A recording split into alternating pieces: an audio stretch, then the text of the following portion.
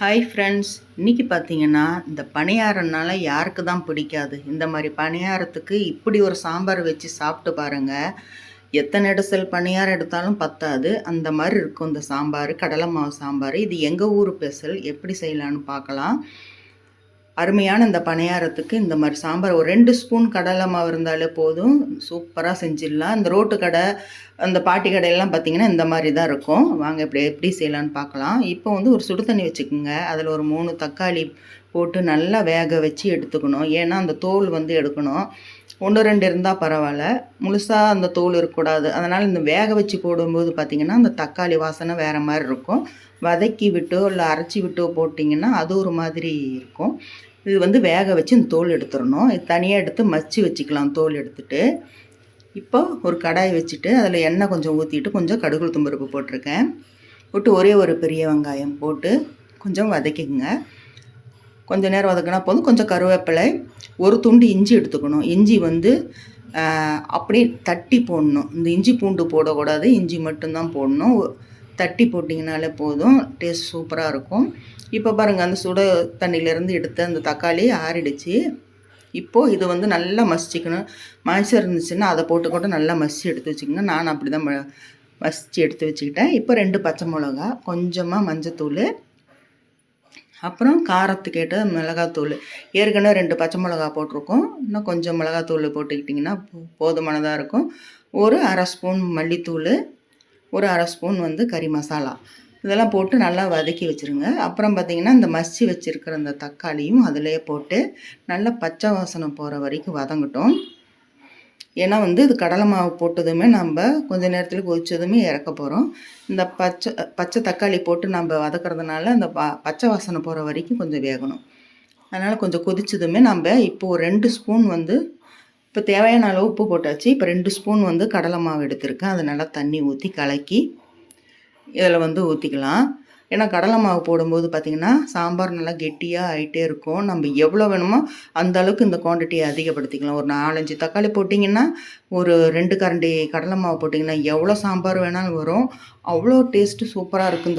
இந்த புளிச்சு போன இந்த மாவுக்கெல்லாம் பார்த்திங்கன்னா இந்த மாதிரி சாம்பார் வச்சு இந்த பணியாரமாக சுடும்போது இந்த சாம்பார் அவ்வளோ அருமையாக இருக்கும். நீங்கள் இந்த மாதிரி செஞ்சு பார்த்துட்டு எப்படி இருக்குன்னு சொல்லுங்கள். இப்போ பாருங்கள், தேவையான அளவு தண்ணி விட்டாச்சு. நல்லா கொதிக்கட்டும். அந்த தக்காளியுடைய வாசனையும் இந்த கடலை மாவு வாசனையும் போகிற வரை கொதிக்கட்டும். இப்போ பார்த்திங்கன்னா கடைசியாக வந்து 2 ஸ்பூன் தேங்காய் துருவல் அதை போட்டு கொஞ்சம் நேரம் கொதிச்சதுமே இறக்கணும். நம்ம அரைச்சி ஊற்றக்கூடாது. இப்போ வந்து மிக்சி ஜாரில் போட்டு ஒரு 2 பல்ஸ் மூடில் போட்டிங்கன்னா துருவன மாதிரி ஆகிடும் இல்லையா? அந்த தேங்காய் இதில் போட்டிங்கனாலே போதும். அந்த துருவல் தேங்காய் மாதிரி இருக்கிறது தான் இந்த சாம்பாருக்கு நல்லாயிருக்கும். அப்படியே அங்கங்கே தேங்காய் தெரியும், அருமையாக இருக்கும் அந்த மாதிரி இருக்கும்போது.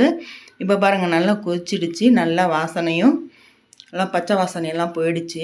கமன்னு இருக்குது இந்த சாம்பார். இந்த பாட்டி கடையிலலாம் பார்த்திங்கன்னா இந்த மாதிரி சாம்பார் தான் டக்குன்னு வச்சுருவாங்க. இப்போ பணியாரம் ஊற்றிக்கலாம். எப்படி இருக்குது பாருங்கள், கலர் பார்க்கும்போது சாப்பிட்ணும் போல் தோணும். ரொம்ப சிம்பிள், ஈஸியாக செஞ்சிடலாம். 2 தக்காளி, கொஞ்சம் கடலை மாவு இருந்தால் கூட போதும், அந்த அளவுக்கு இருக்கும். இப்போ வந்து பணியாரக்கல் வச்சுருக்கேன். அதில் நல்லா எண்ணெய் தடவிட்டு மாவு ஊற்றி நல்லா வந்து வேகணும். இப்போ எப்பயுமே பார்த்திங்கன்னா பணியாரக்கல் ரொம்ப நாள் சுடாமல் இருந்தாக்கா அது ஒரு மாதிரி பணியாரமே வராது. மொதல் இடசல் விட பார்த்திங்கன்னா 2வது இடசல் தான் நல்லா வரும். பணியாரம் வந்து வீட்டில் யாருமே அதிகமாக நம்ம சுட மாட்டோம். அதனால் வந்து என்றைக்கோ ஒரு நாள் சுடும்போது ரொம்ப ஆசையாக இருக்கும். இது கூட நான் ரொம்ப நாள் ஆச்சு நான் பணியாரம் சுட்டு. இந்த சாம்பாருக்கு இந்த பணியாரத்துக்கு இந்த சாம்பார் தான் செய்யணுன்ட்டு இன்றைக்கி நான் செஞ்சேன். அதனால் ரொம்ப எண்ணெய் ஊற்றி தான் வேக வைக்கணும். அப்போ தான் வந்து அந்த கல் தன்மையை மாறிடும். அடிக்கடி சுடும்போது மட்டும்தான் பாருங்கள் இந்த தோசைக்கல், பணியாரக்கல் எல்லாம் நல்லாயிருக்கும்.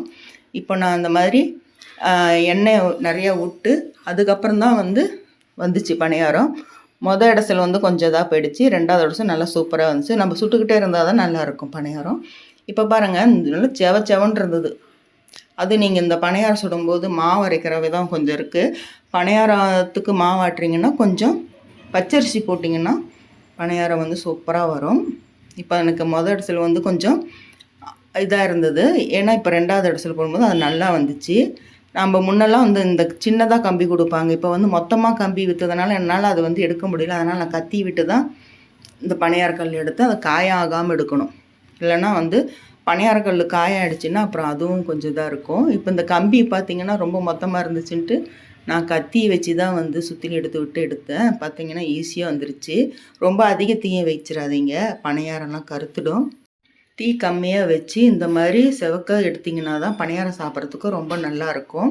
நீங்களும் இந்த மாதிரி செஞ்சு பாருங்கள். இந்த மாதிரி தோசைக்கோ பழைய மாவுக்கு இந்த மாதிரி சாம்பார் செய்யும்போது அதிக புளிப்பு இல்லாமல் அதிக மசாலா இல்லாமல் சூப்பராக இருக்கும். நீங்களும் இந்த மாதிரி செஞ்சு பார்த்துட்டு எப்படி இருக்குன்னு சொல்லுங்கள். நம்ம தொடர்ந்து நம்ம வீடியோ பார்த்துட்டு சப்போர்ட் பண்ணுங்கள். நம்ம சேனல் பிடிச்சிருந்துச்சுன்னா சப்ஸ்கிரைப் பண்ணி வச்சுக்கிட்டு நான் போடுற வீடியோ ஒவ்வொன்றும் உங்களுக்கு நோட்டிஃபிகேஷனாக வரும். பக்கத்தில் இருக்கிற பெல் பட்டன் அழுத்தினீங்கன்னா நான் போடுற வீடியோ உங்களுக்கு ஒவ்வொன்றும் நோட்டிஃபிகேஷனாக வரும். மீண்டும் உங்களை அடுத்த வீடியோ சந்திக்கின்றேன். பாய்.